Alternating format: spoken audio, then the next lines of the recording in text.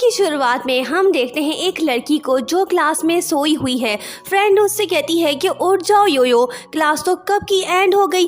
वो कहती है कि तंग मत करो, सोने दो। वो कहती है कि तुम्हें तो आज आयरस कंपनी में इंटरव्यू देने जाना था, क्या तुम्हें याद नहीं। ये सुनते ही उसकी नींद छू मंतर होती है। वो कहने लगती है कि ओ नो, मैं तो भूल ही गई, अब मुझे जाना होगा। फिर क्या वो निकल पड़ती है इस उम्मीद में कि उसे आयरस कंपनी में जॉब मिल जाए। हाथ में सीबी, दिल की धड़कनें तेज, जल्दी पहुंचना होगा। साइकिल पे बैठो और निकलो। इसने तो अपना सफ़र शुरू कर दिया, लेकिन इस लड़की की टेंशन अभी ख़त्म नहीं हुई। मॉम उसे कॉल करके कहती है कि बेटी आज तुम्हें ब्लाइंड डेट पे जाना है, टाइम पे पहुंच जाना वहाँ। कैसी अजीब मॉम है, बेटी जॉब के चक्कर में और मॉम इसे घर से निकालने के चक्कर में लगी हुई है। बहरहाल दूसरी तरफ आयरस कंपनी के प्रेसिडेंट हुआंग छू का मूड ख़राब है। वो कहता है कि लेट आने वालों की हमारी कंपनी में कोई जगह नहीं, अब कोई इंटरव्यू नहीं होगा, मुझे जाना चाहिए। ये भी अपने ऑफिस से निकल पड़ता है। दूसरी तरफ योयो अपनी मॉम की डेटिंग एडवाइस सुन सुन के पक गई है। अच्छी बात यह है कि वो पहुंचने वाली है। हुआंग छू भी बाहर ही खड़ा हुआ है, योयो भी उसी तरफ आ रही है। लेकिन सड़क पे पड़े पानी की बोतल की वजह से उसकी साइकिल अनबैलेंस हो जाती है।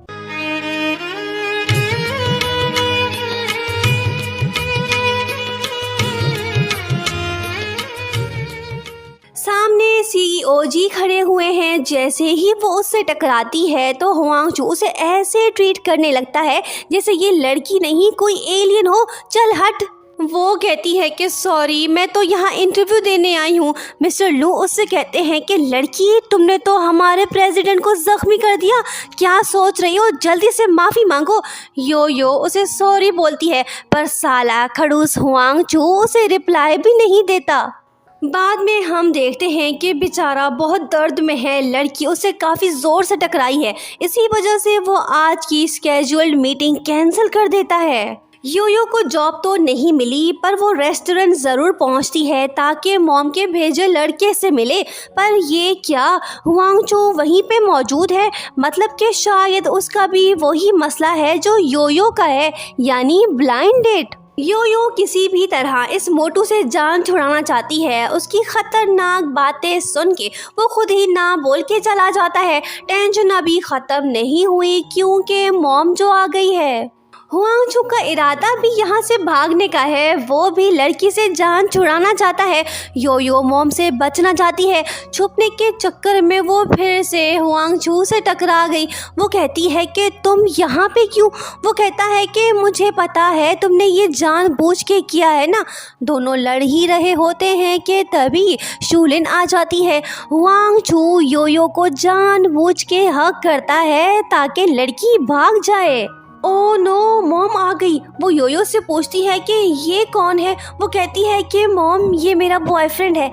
ये सुन के मॉम खुश होती है और कहने लगती है कि ओ, मैं तुम दोनों को डिस्टर्ब कर रही हूँ, मुझे चलना चाहिए। तुम दोनों डिनर एंजॉय करो, देर भी हो जाए तो कोई बात नहीं। मॉम के जाने के बाद हुआंग छू कहने लगता है कि जैसे तुम साइकिल तेज चलाती हो वैसे ही तुम्हारी मॉम तेज भागती है। वो कहती है कि छोड़ो इन बातों को, सॉरी जो मैंने तुम्हें अपना बॉयफ्रेंड बनाया। हुआंग छू उसे बिजनेस कार्ड दे के कहता है कि कल तुम्हारा इंटरव्यू है, इस बार लेट मत होना। ये बोल के वो चला जाता है।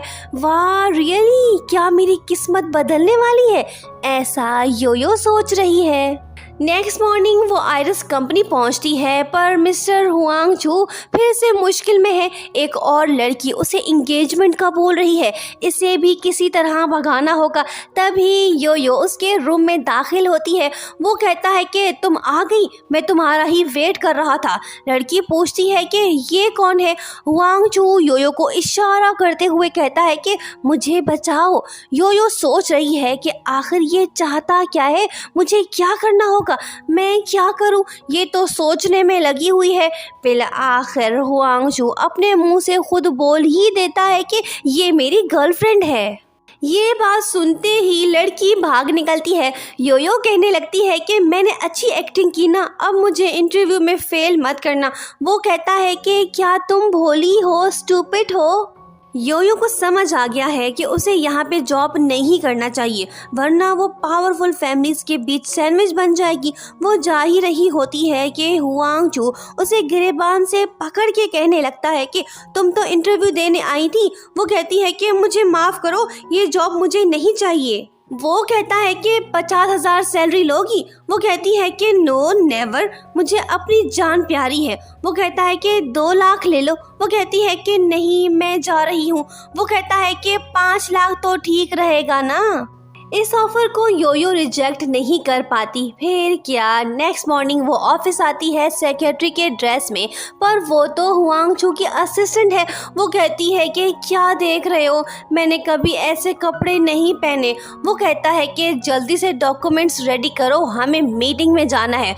योयो तो वाकई में लकी है, क्या सोच के आई थी और क्या बन गई। मीटिंग में सभी परेशान लग रहे होते हैं क्योंकि उनके प्रोडक्ट सेल नहीं हो रहे। हुआंग चू योयो से पूछता है कि हमें क्या करना चाहिए।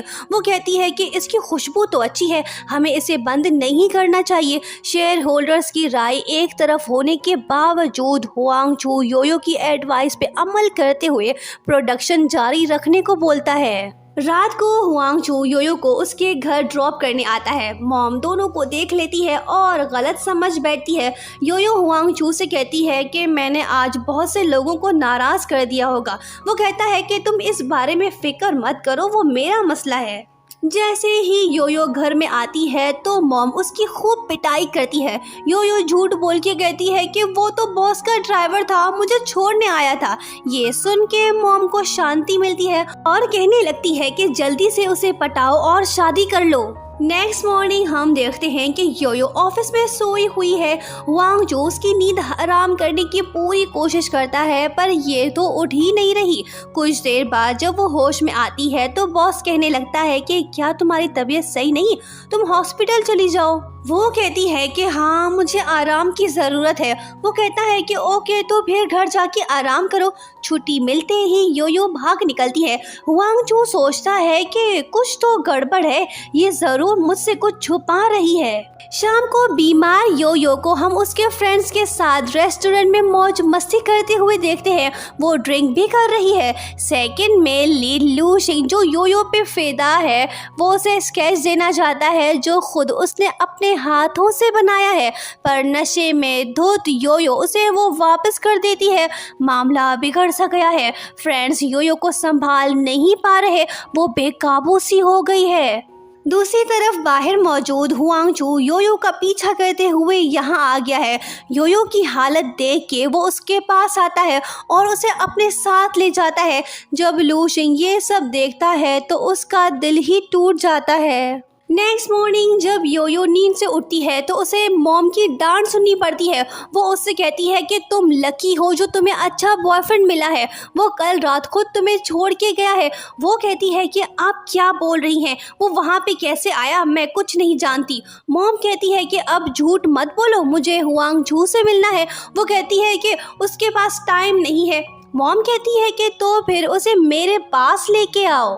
दोनों की तू मैं के दौरान मॉम की कमर में मोच आ जाती है। इसे तो हॉस्पिटल ले जाना होगा। क्या सच में इंजर्ड हुई है या नाटक कर रही है? वहाँ पहुँच के भी मॉम का मूड ख़राब है। वो कहती है कि कैसा बॉयफ्रेंड है तुम्हारा, मुझे देखने तक नहीं आया, जाओ उसे बोलो कि मुझसे आके मिले। मॉम तो बड़ी चालाक है, योयो को उसकी ख्वाहिश पूरी करनी होगी। दूसरी तरफ हुआंग चू की मुसीबत ख़त्म नहीं हुई। शिंग मिन अपनी आंट को लेके आ गई ताकि हुआंग चू उससे इंगेजमेंट करे, पर वो उसे साफ मना कर देता है। तभी योयो आ जाती है। हुआंग चू उसे फिर से कुर्बानी का बकरा बनाता है ताकि इस लड़की से जान छूटे।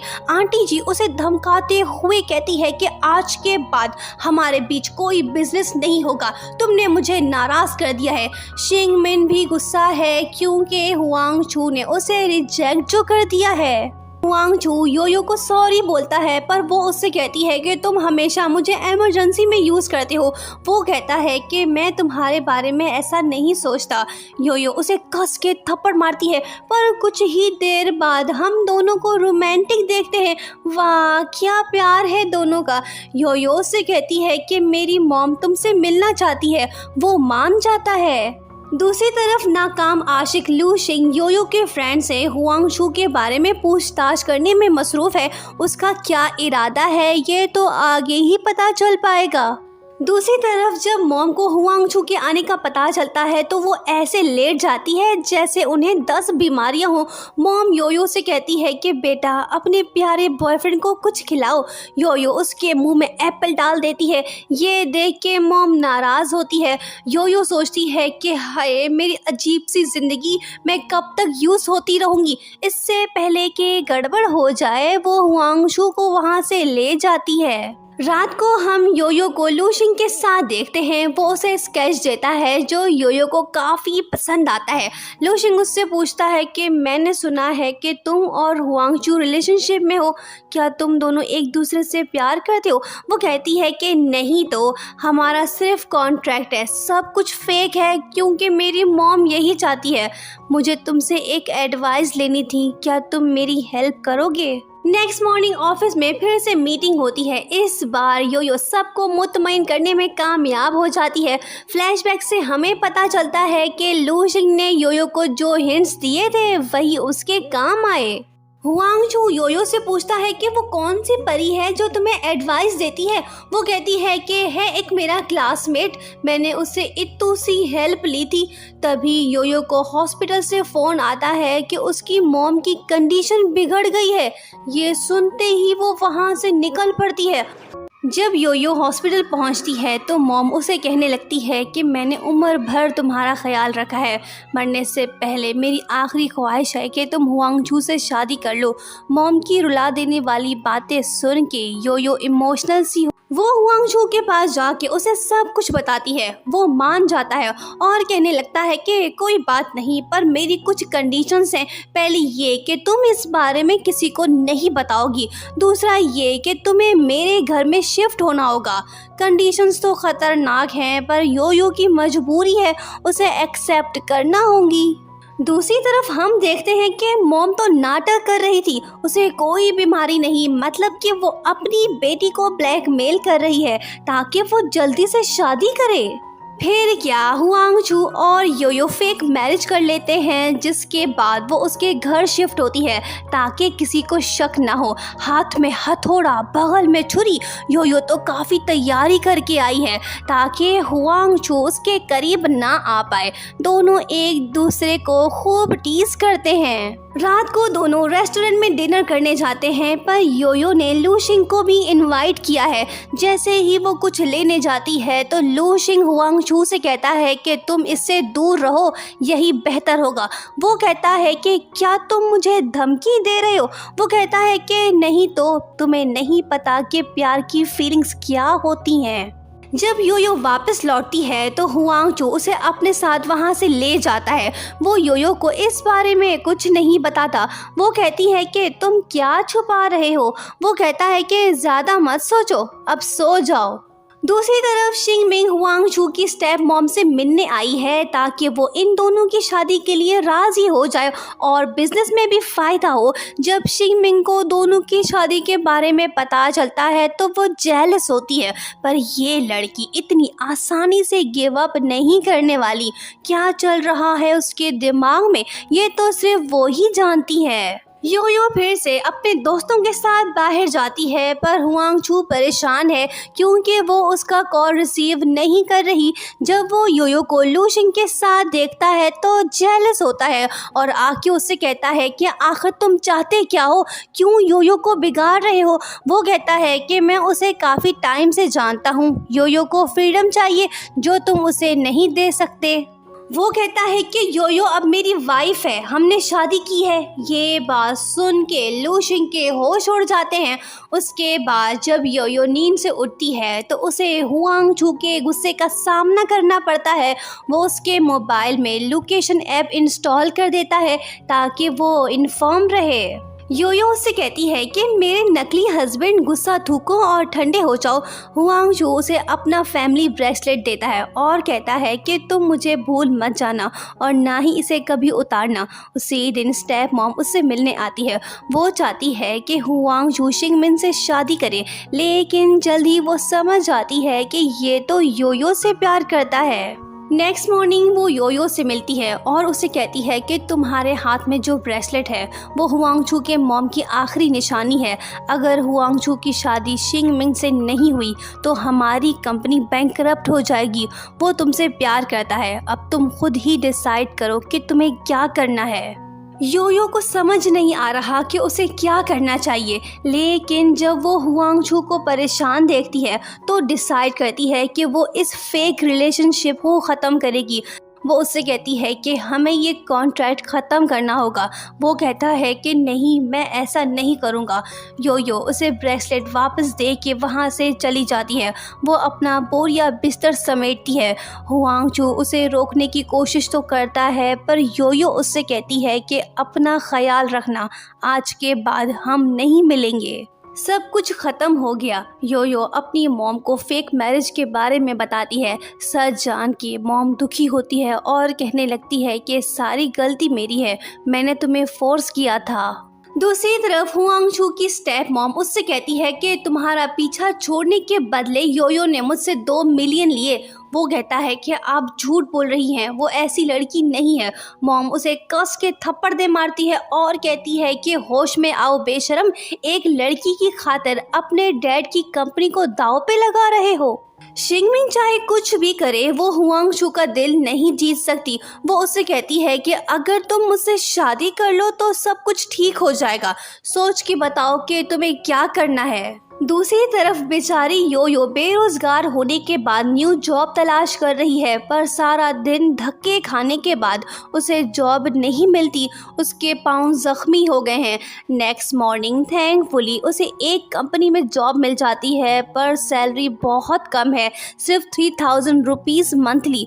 योयो इस जॉब को एक्सेप्ट कर लेती है। जब वो बाहर आती है तो पाँव इंजर्ड होने की वजह से गिर पड़ती है। लू शिंग वहीं पे होता है, वो उसे अपने साथ ले जाता है।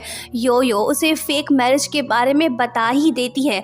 ये सुन के लू शिंग खुश होता है क्योंकि उसके पास अभी भी चांस है। टाइम बीतता है। एक दिन जब योयो अपनी फ्रेंड के साथ खाना खा रही होती है तो तभी उसे टीवी न्यूज़ से पता चलता है कि हुआंगचू जल्द ही शिंग मिंग के साथ मैरिज करने वाला है। ये सुन के उसका दिल टूट जाता है। वो दुखी होती है। लू शिंग योयो से मिलता है और उसे अपनी फीलिंग्स बताता है, पर वो उससे कहती है कि सॉरी, मैं तुम्हारी गर्लफ्रेंड नहीं बन सकती। वो कहता है कि कोई बात नहीं, हम फ्रेंड्स बने रहेंगे। योयो उसे हग करती है, पर कोई है जिसने इन दोनों की फ़ोटो ली है। बाद में योयो सोचती है कि मैं कब तक ऐसी ही छुपती रहूंगी, मुझे हुआंगचू को बताना होगा कि मैं उससे प्यार करती हूँ। योयो खुश हो कि उससे मिलने जा रही है, पर ये क्या, उसे तो किसी ने किडनैप कर लिया है। दूसरी तरफ शिंग मिंग हुआंगचू को योयो की पिक्चर्स दिखाती है। हुआंगचू बिलीव नहीं करता, उसे योयो पे यकीन है। दूसरी तरफ किडनैपर योयो को सीक्रेट जगह पे ले गया है ताकि शिंग मिंग की एंगेजमेंट किसी मसले के बगैर हो जाए। हुआंगचू शिंग मिंग से कहता है कि मुझे योयो से मिलना होगा ताकि पता चले कि सच क्या है। वो कहती है कि तुम उससे नहीं मिल पाओगे। अगर तुम उसे जिंदा देखना चाहते हो तो कल हमारी एंगेजमेंट स्मूथली होने दो। हुआंगचू उस पे गुस्सा हो के पूछता है कि बताओ वो कहाँ है। वो कहती है कि इमोशनल बनते शांत हो जाओ, अभी आराम करो, कल हमें जल्दी उठना है। आज है प्रेस कॉन्फ्रेंस जिसमें सबको एंगेजमेंट के बारे में बताया जाएगा, पर हुआंगचू वहां से भाग निकलता है ताकि योयो को ढूंढ सके। बिल आखिर वो योयो को ढूंढ लेता है और उससे कहता है कि मैंने आने में देर कर दी। योयो को किडनैप करने के जुर्म में पुलिस शिंग मिंग को अरेस्ट करती है। फाइनली 2 मंथ बाद हुआंगचू और योयो असली वाली शादी कर ही लेते हैं। दोनों की लव स्टोरी हुई complete. Thank you so much for watching.